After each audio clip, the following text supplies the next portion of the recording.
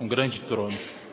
Diante dele, uma longa fila de pessoas. À medida que cada pessoa passa diante do trono, ela é julgada com base nas coisas escritas no livro do juiz. Ela então é enviada para o céu ou para o inferno. Esse é o quadro que muitas pessoas têm sobre o dia do juízo. Na verdade, isso é uma mentira, é um mito.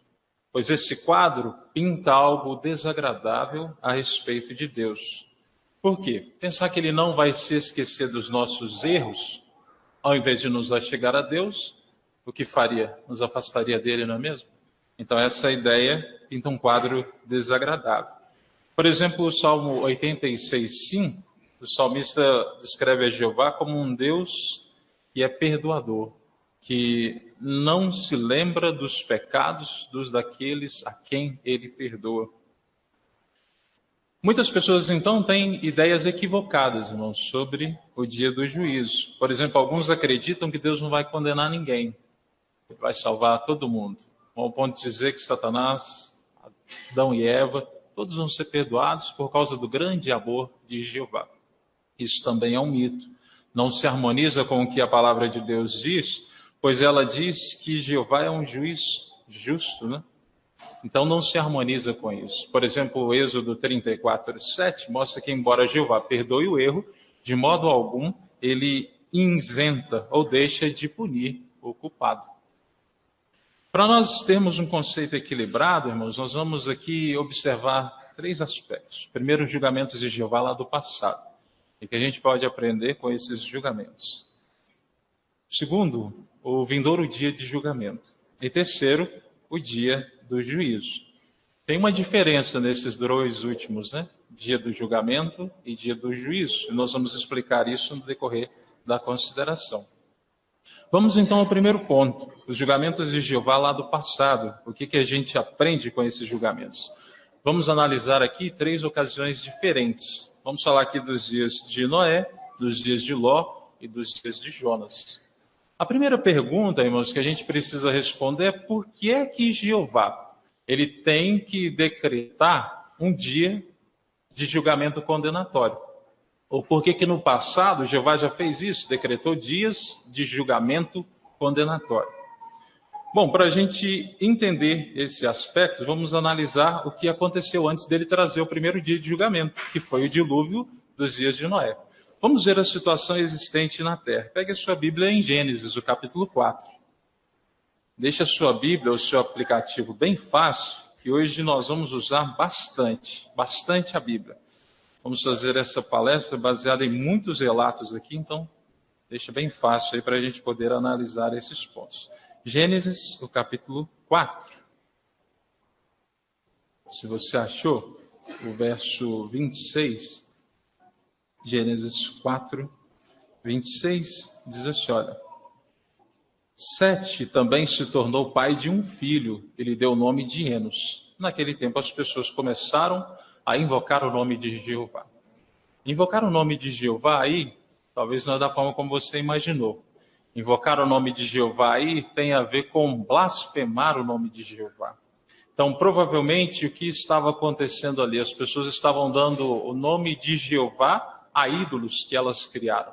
Então, provavelmente foi nessa época aqui, nos dias de Enos, que começou a religião falsa. Marca sua Bíblia aí em Gênesis. Vamos um pouquinho mais à frente. Vai lá em Judas, na sua Bíblia, carta de Judas, e veja o que acontecia. Judas, se você achou, verso 14 e 15. A situação já nos dias de Enoque. Diz assim, olha.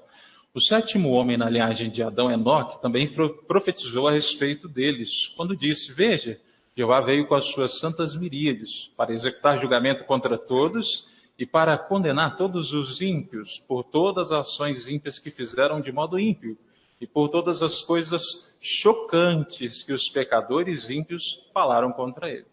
Então, um pouquinho mais à frente, aqui nos dias de Enoque, essa era a situação. As pessoas faziam coisas ímpias. O relato disse aí coisas chocantes, né? Essa era então a ideia antes do dilúvio. Mas veja, 600 anos antes do dilúvio, a situação que Jeová encontrou. Volta lá em Gênesis, o capítulo 6. Falei que a gente ia usar bastante a Bíblia, né? Então, vamos usar aqui. Gênesis, o capítulo 6. Gênesis 6, o versículo é o 11, que diz: Mas a terra tinha ficado arruinada à vista do verdadeiro Deus, e a terra estava cheia de violência. Essa era a situação 600 anos antes do dilúvio. O que tinha acontecido? Anjos rebeldes, os nefilins, os humanos iníquos, encheram a terra de violência, arruinando ela do ponto de vista de Jeová. O que poderia acabar com toda essa iniquidade, irmãos, toda essa maldade existente na terra? Somente um dia de julgamento condenatório. Foi o que Jeová fez. Trouxe o dilúvio dos dias de Noé e acabou com toda aquela maldade, toda a iniquidade existente ali. Mas aí vem uma outra pergunta. Mais à frente, Jeová ele também destruiu a cidade de Sodoma e Gomorra. Veja como que era a situação ali. Gênesis, o capítulo 19 agora. Gênesis, no capítulo 19. Vai nos ajudar a entender a próxima pergunta. Gênesis 19. No versículo 4 e 5, aí você pode deixar a Bíblia aberta, diz assim, olha: Antes de eles poderem se deitar para dormir, os homens da cidade, os homens de Sodoma, desde o rapaz até o velho, todos eles cercaram a casa numa só turba. Chamavam Ló e lhe diziam: Onde estão os homens que vieram a você essa noite? Traga-os para fora nós, para que tenhamos relações com eles. Então, Jeová decretou que destruiria a cidade de Sodoma e Gomorra. Jeová então enviou anjos até aquela cidade, e essa foi a situação que eles encontraram ali, viu? Cercaram a casa de Ló, enquanto os anjos estavam ali materializados, e eles queriam ter relações homossexuais com os anjos que Jeová havia enviado. Dá para você ter noção de como era iníqua a cidade de Sodoma e Gomorra? Dá, não dá? Pelo que eles fizeram aqui. Só que aí a pergunta que surge é: quando Jeová decreta um dia de julgamento, será que ele destrói os bons junto com os maus?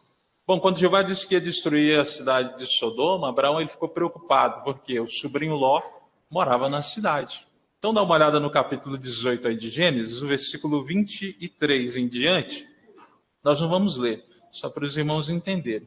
Há um diálogo entre Jeová e Abraão. Abraão pergunta assim: Jeová, se tiver 50 justos ali na cidade, o senhor vai destruir? Jeová diz: olha, se tiver 50, Abraão, eu não vou destruir. Aí ele abaixa para 45. Jeová, se tiver 45, o senhor vai destruir? Jeová diz: se tiver 45, Abraão, eu não vou destruir. Jeová, se tiver 40, se tiver 35, se tiver 30. E foi abaixando até chegar ao versículo 32, olha. Por fim, Abraão diz: Jeová, por favor, não se acenda a tua ira, mas deixe-me falar só mais essa vez. Suponhamos que se achem ali 10. Ele respondeu, no caso de Jeová: não destruirei por causa dos 10. Não tinha, irmãos, não tinha 10 justos ali na cidade de Sodoma. Apenas Ló e as suas filhas sobreviveram.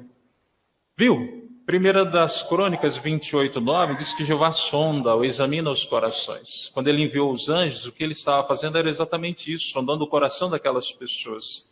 E ao ver toda aquela iniquidade, não tinha outro jeito. Jeová tinha que trazer um dia de julgamento condenatório, e foi o que ele fez. Apenas Ló e as suas filhas sobreviveram porque eram considerados pessoas justas, os únicos justos. Então, nos dois casos que consideramos até agora, Noé e Ló, embora Jeová decretasse um dia de julgamento condenatório, a gente viu que ele não destrói os bons junto com os maus. Então, respondemos a essa pergunta. Agora, a próxima pergunta é a seguinte: e se por acaso, quando Jeová decretasse um dia de calamidade, as pessoas mudassem a sua atitude, se elas se arrependessem, o que Jeová faria? Bom, vamos ver o que ele fez quando isso aconteceu lá em Nínive. Pega a sua Bíblia em Jonas. Abra a sua Bíblia, por favor, em Jonas, no capítulo 3. Jonas ele foi enviado à cidade de Nínive e a pregação dele consistia em dizer que em 40 dias a cidade seria destruída. Jeová decretou um dia de julgamento condenatório. Mas aí o que aconteceu? Achou? Jonas, o capítulo 3. O versículo 10 diz assim: quando o verdadeiro Deus viu que eles fizeram, que tinham recuado do seu mau caminho, reconsiderou. A nota até diz, né? Ele lamentou. Note, a calamidade que tinha dito que traria sobre eles e não trouxe. Você conhece bem o relato, né? Então, Jeová, ele mudou a sua atitude quando as pessoas ali se arrependeram. Nesse caso aqui, nós aprendemos que Jeová lhe dá amorosamente a oportunidade dos iníquos mudarem a sua atitude, de se arrependerem. Na verdade, Jeová não tem prazer nenhum em destruir os iníquos, mas ele precisa fazer isso por causa da sua justiça. Então é por isso que ele decreta um dia de julgamento condenatório. Nesses casos, irmãos, vimos aqui que Jeová, ele espera isso, que as pessoas mudem a sua atitude. Mas nós aprendemos aqui que quando Jeová traz um dia de julgamento, eles são seletivos, né? Ele não está destruindo todo mundo. Ele escolhe, né? Ele seleciona os justos. E também, os julgamentos de Jeová têm um motivo. Jeová não destrói assim por prazer, mas tem um motivo justo para ele fazer essas coisas. Então, essas coisas nós conseguimos aprender aqui. Agora, a outra pergunta que vem é, já que não há como escapar do dia de julgamento condenatório que esse sistema vai ter, como é que eu devo encarar o dia de julgamento da parte de Jeová? Como se deu, né, no caso de Sodoma e Gomorra e nos dias de Noé, o atual sistema, então, está próximo do seu dia de julgamento. 2 de Pedro 2,6 diz que os anteriores dias de julgamento, irmãos, eram modelo, ou um exemplo das coisas que ainda aconteceria nesse atual sistema de coisas. A Bíblia chama esse dia em Sofonias de o grande dia de Jeová. E ela diz que ele está muito próximo. É nesse dia que Jeová faz o seu acerto de contas com a humanidade, de modo geral. Alguns talvez perguntam, bom, não tem outro meio então de Jeová resolver a questão? Ele tem que trazer o Armagedão mesmo? Tem que fazer esse ajuste de contas com a humanidade? Veja por que é necessário Jeová trazer o Armagedão. Irmãos, abra a sua Bíblia no Salmo de número 2. Veja por que Jeová decretou o Armagedão. Salmo de número 2. Você achou o verso 10 ao 12, diz assim: agora, ó reis, mostrem perspicácia, aceitem correção aos juízes da terra, sirvam a Jeová com temor e alegrem-se com tremor. Honrem o filho para que Deus não se ire e vocês não morram no caminho, pois a sua ira se acende de repente. Felizes todos os que se refugiam nele. O convite de Jeová é esse aqui, que as pessoas reconheçam a Jesus como rei do reino de Deus. Mas as pessoas não têm reconhecido a Jesus como rei do reino de Deus. Na verdade, elas não têm reconhecido a soberania de Jeová. Por isso, Jeová vai fazer o que está no Salmo 110 agora. Vai lá na sua Bíblia, por favor, no Salmo de número 110. Já que o convite foi feito e eles rejeitaram, Jeová vai fazer ou tomar esta ação. Salmo 110, o verso 5 e o 6. Jeová estará à sua direita. Ele esmagará reis no dia da sua ira. Executará julgamento contra as nações. Amontoará cadáveres. Ele esmagará o líder de uma terra vasta. Então isso mostra que o atual sistema ele já foi julgado e condenado à destruição.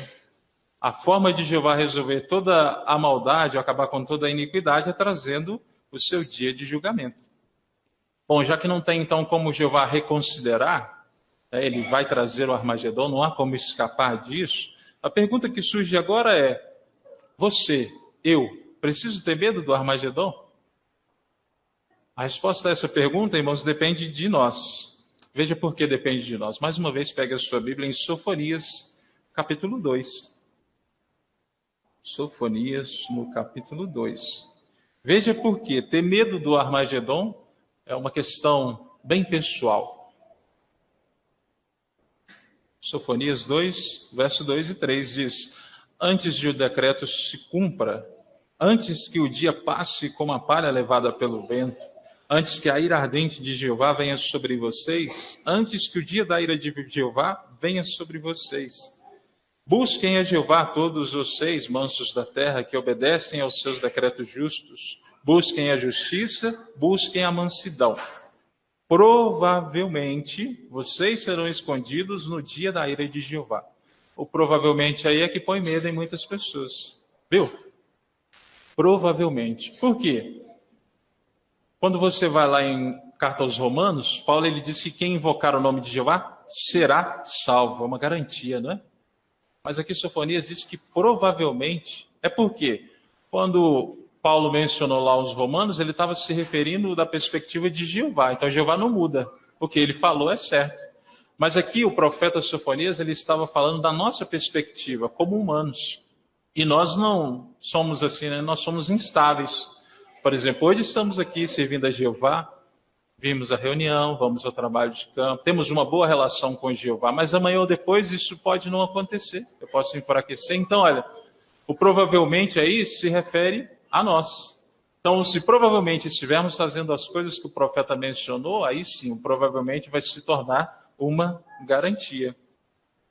Por isso, irmãos, Jesus ele falou para os seus seguidores o modo que eles deveriam agir quando chegassem lá os fins dos sistemas de coisas, né, na época em que eles viviam. E ele falou do sistema de coisas judaico lá, o dia de julgamento que eles tiveram em 70 lá na Era Comum. Para sobreviver, eles tinham de manter-se vigilantes, tinham de manter atarefados em pregar. E eles tinham de obedecer às orientações de Jesus. Jesus disse que quando visse Jerusalém cercada, era para fugir para os montes. Quem obedeceu a essa instrução, sobreviveu. Quem não obedeceu, perdeu a vida. Para sobrevivermos ao grande dia de Jeová também, irmãos, precisamos estar vigilantes e ocupados no serviço de Jeová. Ou seja, esse atual sistema aproxima-se rapidamente do seu fim. O dia de julgamento de Jeová está mais próximo do que talvez imaginamos. Os que negam a reconhecer isso podem sofrer as consequências. Os que negam a reconhecer a soberania de Jeová não vai ter jeito, vão ser destruídos no Armagedom. Então, o Armagedom é o dia de julgamento de Jeová contra o atual sistema de coisas. Se nós aplicarmos os mesmos princípios que Jesus deu aos discípulos lá no passado, nós também vamos poder sobreviver ao dia de Jeová, que é o Armagedom, e viver para ver o dia do juízo. Talvez você pense assim, bom, não entendi. Dia do juízo, dia do julgamento, não é a mesma coisa? Não. Geralmente, então, quando a Bíblia fala em dia de julgamento, irmãos, note, ela está se referindo ao Armagedom. Ela está se referindo ao fim desse atual sistema de coisas. Então, geralmente, quando ela fala em dia de julgamento, ela está falando sobre o Armagedom. Mas aí, o que é o dia do juízo? Quando Paulo escreveu aos atenienses, lá em Atos 17:31, o que ele falou nos ajuda a entender sobre o dia do juízo. Ele falou que Jeová ele fixou um dia para julgar a terra. E ele designou um juiz, que é o próprio Jesus Cristo. Lá em Isaías 11:2-4, fala o tipo de juiz que Jesus é. Um juiz compassivo, imparcial, humilde, que baseia suas orientações sempre nas orientações de Jeová. Na verdade, baseia seus julgamentos, né, nas orientações de Jeová. Então, nós não precisamos ter medo do juiz que Jeová designou para esse dia do juízo. E as palavras de Jesus em Mateus 11:22 nos ajudam a entender, então, quando começa o dia do juízo. Quando ele falou do dia do juízo, irmãos, ele não associou, fez referência ao fim do atual sistema de coisas. Quando Jesus falou do dia do juízo, ele associou a ressurreição. Então, o dia do juízo ele está relacionado ao reinado milenar de Cristo, que começa quando? Após o Armagedom, ou após o dia de julgamento de Jeová. O que vai acontecer então? Nós estamos agora em perspectiva de uma grande tribulação. Quando termina a grande tribulação? No Armagedom. Quando terminar o Armagedom, os que passarem com vida, os que sobreviverem ao Armagedom, vão entrar agora no reinado milenar de Cristo. Num dado momento, a terra então começa a ser transformada num paraíso. Aí vão ter todas as preparações para que a terra receba os que Jeová vai trazer ou vai ressuscitar dentre os mortos. Quando Jeová fizer isso, ressuscitar os mortos, então nós vamos ter grande trabalho a fazer. Alguns acreditam que o dia do juízo, ele é um dia de 24 horas. Mas ele não pode ser entendido assim. Por quê? Pegue a sua Bíblia em Apocalipse e até marque ela. Apocalipse, no capítulo 20. Até passe a fitinha aí se você tiver. Apocalipse 20, nós não vamos ler, mas só o versículo 4 para a gente entender. O finalzinho diz. Achou Apocalipse 24? Ele está falando dos ungidos que vão reinar com ele. Aí diz, eles voltaram a viver e reinaram com Cristo por 1000 anos. Então a Bíblia diz que o reinado é de 1000 anos. Os que vão ser julgados aí, vai ter esse período de 1000 anos. Então alguns pensam assim, bom, por que dura tanto tempo? A resposta está aqui. A maneira como os mortos vão ser julgados. Alguns acreditam no que nós mencionamos aqui no início da palestra, né? Deus ressuscita todo mundo, pega um livro lá e faz uma fila, à medida que a pessoa passa, ela, não, você fez coisas boas, você vai continuar vivendo. Você fez coisas ruins, agora você volta para a sepultura. Não, não é assim. Na verdade, irmãos, a base do julgamento no novo mundo lá, no reinado milenar de Cristo, não pode ser a base do que a pessoa fez antes de morrer. Por quê? Marca aí Apocalipse e vão lá em Romanos, capítulo 6. Romanos, o capítulo 6. Veja por que uma pessoa não pode ser julgada pelas coisas que ela fez antes. Romanos 6, o versículo é o 7. Pois quem morreu foi absolvido do seu pecado, ou como a nota diz, foi livrado, foi perdoado. Então ela foi ressuscitada. Ela não volta com os pecados anteriores. Agora ela tem uma nova perspectiva. Como é que essa pessoa vai ser julgada, então, irmãos, debaixo ali do reinado milenar de Cristo? Marcou lá Apocalipse? Vamos lá. Apocalipse, capítulo 20. O versículo é o 12. Apocalipse 20, 12. Que diz: vi os mortos, os grandes e os pequenos em pé diante do trono, e rolos foram abertos. Mas outro rolo foi aberto, era o rolo da vida.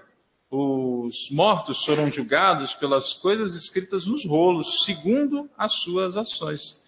O que são esses rolos? São novas instruções, são orientações inspiradas por Jeová, que vão ser abertas lá, durante o reinado milenar de Cristo.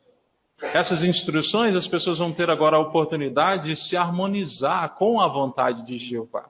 Então, aqueles que forem ressuscitados vão ter a oportunidade de aprender, de conhecer sobre Jeová. É por isso que nos últimos dias tem mencionado muito o trabalho de evangelização, né? Então, lá no Novo Mundo, os que passarem pelo Armagedon vão ter a oportunidade de continuar evangelizando, ajudando essas pessoas ressuscitadas a aprender sobre Jeová e sobre os seus propósitos. À medida que essa pessoa ela aprende os requisitos de Jeová, ela tem a oportunidade de colocar isso em prática. E lá, nos 1000 anos, ela vai ter a oportunidade de decidir se ela vai querer continuar servindo a Jeová ou se ela não vai querer servir a Jeová. Pode ser que alguns sejam destruídos antes mesmo de terminar os 1000 anos. Então, na verdade, o que vai acontecer? A base do que ela fizer, ela vai ser julgada, mas não a base do que ela fez antes. No decorrer, então, dos 1000 anos, todos os humanos vão ser levados à perfeição. Ao final dos 1000 anos, todos estarão perfeitos, na condição que Adão e Eva usufruíam no começo. Aí a pergunta que vem é, quando é que termina, então, o reinado milenar? Pegue a sua Bíblia aí em 1 Coríntios. Deixa marcado lá Apocalipse, por favor, e vai em 1 Coríntios, capítulo 15. 1 Coríntios, capítulo 15. Veja quando é que termina o dia do juízo. Apocalipse, 1 Coríntios, capítulo 15, versículo 24. Diz: a seguir o fim, quando ele entregar o reino ao seu Deus e Pai, depois de ter reduzido a nada todo o governo, toda a autoridade e poder. Então, o reinado milenar de Cristo termina com essa ação.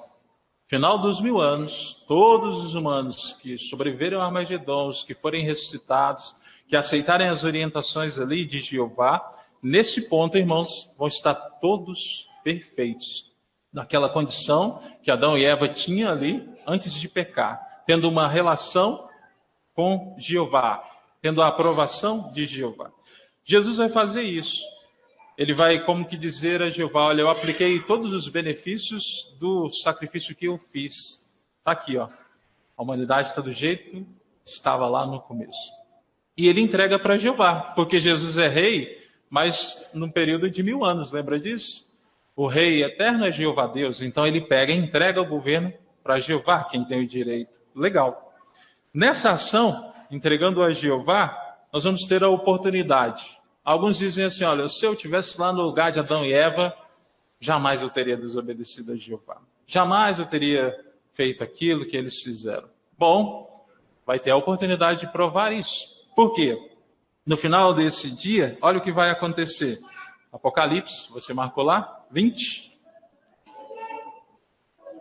Apocalipse, capítulo 20. Show?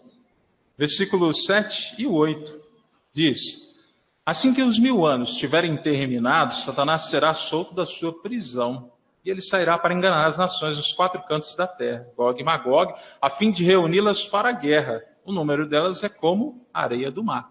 Então lembra que no Armagedon, Satanás vai ser preso no abismo. Os 1000 anos não vai ter influência de Satanás. Então, todos os benefícios aplicados à humanidade, à base do sacrifício de Cristo, sem influência de Satanás, olha, estamos sendo levados à perfeição. Ao final dos 1000 anos, ó, Satanás é solto. Aí começa de novo. Prova final. Vamos estar perfeitos como Adão e Eva. E agora? Vamos permanecer leais a Jeová diante dessa prova? Para permanecermos leais, irmãos, passarmos por essa prova, temos que amar a Jeová, coisa que Adão e Eva não fizeram. Nós temos a oportunidade, então, de continuar demonstrando o nosso amor por Jeová. É por isso que toda reunião, todos os incentivos é para nos achegarmos mais a Jeová a cada dia. É fortalecermos nossa relação com Jeová, é aumentar o nosso amor por Jeová. Por quê? Diante dessas provas, se o nosso amor por Jeová for grande, olha, nós vamos conseguir resistir. Mas se não demonstrarmos esse amor por Jeová, pode ser que as coisas se compliquem. Então, por isso, aproveite a oportunidade. Desde agora, continue a fortalecer a sua relação com Jeová. Bom, enfim, do que vimos aqui, qual que é a conclusão que nós chegamos, irmãos? Podemos encarar o dia do juízo como tempo de esperança. Não precisa ficar com medo do dia do juízo. Se nós morrermos durante esses últimos dias, nós temos a esperança certa da ressurreição para ver o dia do juízo. Para muitos, existe a esperança de fazer parte da grande multidão que vai sobreviver ao Armagedon. Para os fiéis, então, o dia do juízo vai ser uma época gloriosa. Por isso, irmãos, é vital que nós estejamos decididos a estar lá para vermos todos os cumprimentos das promessas de Jeová. Mas para isso é preciso fazer algo. Conta que um fazendeiro, ele contratou um empregado para cuidar da sua fazenda. O empregado aceitou o serviço, mas ele disse que dormia na tempestade. Bom, na hora o fazendeiro não fez caso das palavras do empregado. Ele contratou ele mesmo assim. Passou alguns meses, vem então a época da chuva, uma forte tempestade. Daí o fazendeiro se lembrou das palavras do empregado que disse que dormia na tempestade. Então ele saiu desesperado. Correu até o celeiro e viu que os seus grãos estavam todos ajuntados, tudo armazenado direitinho. Depois ele foi até o pasto e, olhando direito, ele viu que estavam os rebanhos todo guardado, bem cuidado. Todo sujo, todo molhado, ele olha da janela e vê o seu empregado dormindo tranquilamente. Ele raciocinou. Ele dorme na tempestade porque faz as coisas antes.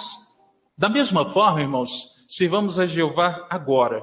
Vivamos segundo as suas normas, seguindo as suas orientações, antes de vir a tempestade, antes de vir o grande dia de julgamento da parte de Jeová, antes de vir o Armagedon. Pois se nós fizermos a vontade de Jeová agora, nós poderemos, por assim dizer, dormir na tempestade e acordar no novo mundo para vermos o dia do juízo.